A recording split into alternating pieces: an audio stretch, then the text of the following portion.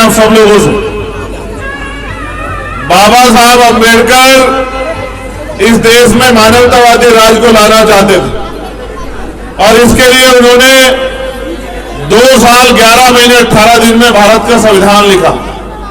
वो संविधान जो सबको बराबरी का अवसर और आधार देता है, जिस संविधान की बदौलत जिनको हजारों सालों से जानवरों का जीवन जीने के लिए मजबूर किया, उन लोगों को भी इंसानों का जीवन जीने का मौका मिला।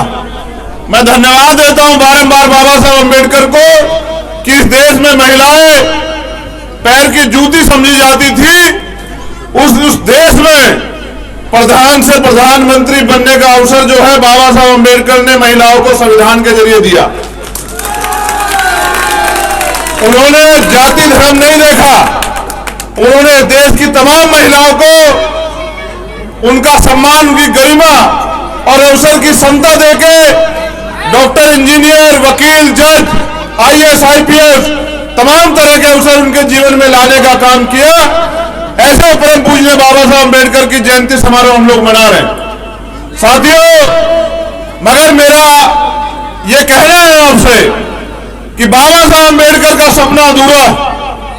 वो चाहते थे जिस आधारभूत तरीके से संविधान लिखा गया था वो संविधान लागू। आज हमारे लोग मंच सजाते हैं, बाबा साहब की जयंती मनाते हैं, लेकिन बाबा साहब का जो सपना है उसको पूरा करने के लिए जिम्मेदारी से काम नहीं कर रहे हैं। मेरे शोषित वंचित समाज के लोगों, बाबा साहब अम्बेडकर तो मूर्ति पूजा के पूर्णकालिक विरोधी थे।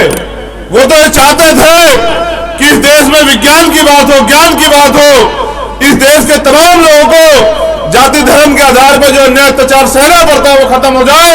मैं अपना दर्द आपसे इसलिए कह रहा हूं क्योंकि मेरे आज भी याद है भूल गली का वो पलकन और वो रात, और जिस तरह का अन्याय हाथरस में मेरी बहन को सहना पड़ा था, वो आज भी जख्म मेरे हरे हैं। क्योंकि मुख्यमंत्री जी ने जो वादे किए थे वो आज भी अधूरे। उन्होंने कहा था कि परिवार को एक नौकरी, एक घर दूंगा।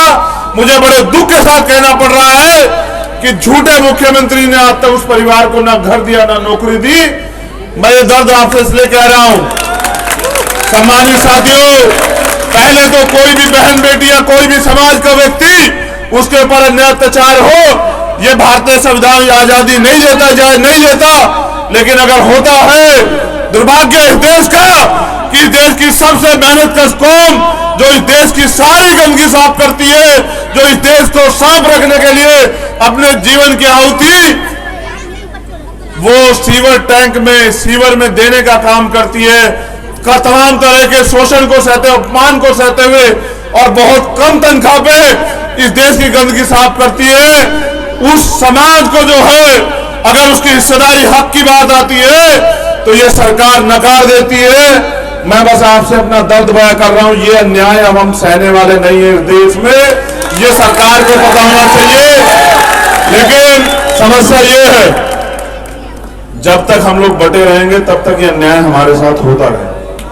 भारतीय संविधान हमें जोड़ने की बात करता है, भाईचारा बनाने की बात करता है। इस देश की जाति इस देश के लिए अभिशाप है, वो जातिवाद। बाबा साहब अम्बेडकर चाहते थे कि जातिहीन समाज बने, भाईचारा बने।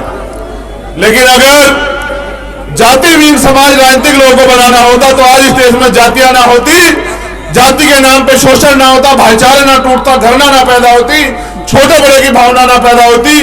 ये सब चीजें इसलिए की गई है कि कुछ लोगों को शासन सत्ता चलाने का अधिकार बना रहे। मैं आपसे कहना चाहता हूं, आपने मुझे बुलाया, लेकिन मेरा, क्योंकि मैं समाज का नेतृत्व कर रहा हूं, मेरी जिम्मेदारी बनती है कि समाज को रास्ता दिखाऊं। जिम्मेदार साथियों, बाबा साहब अम्बेडकर का सपना अधूरा है। उन्होंने आग्रह किया, आपके बराबर में आग्रह पड़ता है, इस धरती पे कहा था। उन्होंने कहा मुझे मेरे पढ़े लिखे लोगों ने धोखा दिया, और रोते हुए बाबा साहब अम्बेडकर ने कहा जो बात मैं आपसे आज कह रहा हूं, इसको अपने आत्मसात करना और अपने दिल और दिमाग में बिठाना। उन्होंने कहा बड़ी मुश्किल से मैं इस कारवां को, तमाम तरह के अपमान परेशानियां सहते,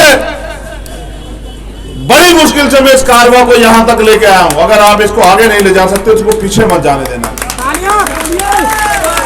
तालियां बजाने की बजाय मेरी बात पे गौर करना। आप नौजवान हो, देश की रीढ़ हो और आने वाले कल में समाज का, इस देश का नेतृत्व करोगे और इस समाज से जो है बड़े बड़े पहले भी ताकतवर विद्वान बाबा साहब अम्बेडकर के रूप में निकले। बाबा साहब अम्बेडकर ने कहा कि तमाम तरह की परेशानी अपमान सहकर भी बड़ी मुश्किल से मैं इस कारवां को यहां तक लेके आ पाया। अगर आप इसको आगे नहीं ले जा सकते तो इसको पीछे मत जाने देना। उन्होंने यह भी कहा, मैं आपसे कह रहा हूं, एक छोटे भाई की वजह से बात कह रहा हूं कि मुझे भक्तों की जरूरत नहीं है, मुझे योद्धाओं की जरूरत है इस लड़ाई को लड़ने के लिए, जो इस लड़ाई को समझे और लड़े। मुझे भक्तों की जरूरत नहीं है जो भक्ति करे, क्योंकि बाबा साहब अम्बेडकर ने कहा है कि राजनीति में व्यक्ति पूजा, नायक पूजा मिशन को, आंदोलन को, समाज को, देश को पतन की तरफ ले जाती है। आज उसका पैमाना हम लोग देख रहे हैं। वो जो नेता जिसको आप भगवान मान बैठते हैं वो तानाशाह हो जाता है। हमें नेताओं की जरूरत नहीं है, हमें कार्यकर्ताओं की जरूरत है। मैं भी समाज का एक कार्यकर्ता हूं। मेरे लहू का आखिरी कतरा जब तक मेरे शरीर में रहेगा, आज बाबा साहब अम्बेडकर की जयंती के अवसर पर आपसे वादा कर रहा हूं, मेरी बहनें माता यहां खड़ी है, पूरी ईमानदारी से अपने लहू के आखिरी कतरे तक बाबा साहब अम्बेडकर के मिशन को पूरा करने के लिए दिन रात सारी सुख सुविधा छोड़ के आंदोलन में रहूंगा, मेरा आपसे वादा। लेकिन जो बात मैं कह रहा था वो बात मैं पूरी कर देता हूं कि बाबा साहब अम्बेडकर ने कहा कि मैं भी चैन से मरना चाहता हूं। आज मुझे कोई ऐसा दिखाई नहीं देता जो इस तंबू का बंबू बनके इस आंदोलन को आगे बढ़ाने का काम करे, जिसके बाद मैं भी चैन से मर सकूं। कोई एक भी नौजवान ऐसा खड़ा हो जाए कि मेरे जाने के बाद इस आंदोलन को आगे बढ़ा पाए। ये बाबा साहब अम्बेडकर ने आगरा में कहा कि कोई तो इस तंबू का बंबू बने, अपनी सुख सुविधाएं छोड़ के इस आंदोलन को आगे बढ़ाने के लिए निकले और इस देश में भाईचारा पैदा करे, तमाम शोषित वंचित वर्ग के लोगों को न्याय दे। और फिर एक रहबर आए मान्यवर साहब श्री काशीराम, जिन्होंने उनको समझा, और जब समझा तो अपना सब कुछ छोड़ के उस आंदोलन के नाम कर दिया। मैं आज इस समाज से दोनों हाथ उठा के अपील करता हूं कि अपनी सुख सुविधा छोड़ के बाबा साहब अम्बेडकर के मिशन को पूरा करने के लिए त्याग करके आगे निकलो। समाज इंतजार कर रहा है, समय रुकेगा नहीं किसी के लिए। अगर आज आप नहीं जागे तो कल ही आप इस देश में गुलाम होंगे और इसके जिम्मेदार भी आप होंगे, क्योंकि बाबा साहब अम्बेडकर आपको बचाने नहीं आएंगे। बाबा साहब अम्बेडकर ने यह कहा था और इस बात से सबक लेना कि मुझे मेरे मरने के बाद मरा हुआ मत समझना। जब तक संविधान जिंदा है मैं जिंदा हूं। आप सब लोग मिलकर संविधान की रक्षा करना। आज मैं आपसे कह रहा हूं कि वास्तविकता में भारत के संविधान पे खतरा मंडरा रहा है।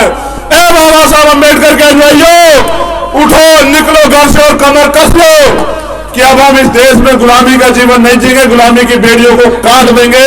ऐसा संकल्प अपने मन में कर लो तो वो दिन दूर नहीं कि इस देश में बाबा साहब अम्बेडकर का सपना भी पूरा होगा और जो गैर बराबरी है, समानता है, वो सब खत्म हो जाएगी।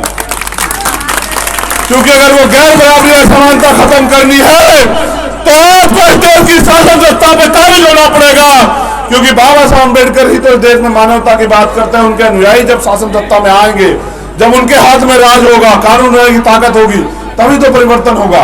वरना 70 साल के लोकतंत्र में आपने देखा तो सही कि अब IAS IPS भी बने तो भी अन्याय, अत्याचार, अपमान का सामना करना पड़ता है। तो मैं दोबारा पुनः आजाद समाज पार्टी भीम आर्मी के कार्यकर्ताओं का धन्यवाद देता हूं।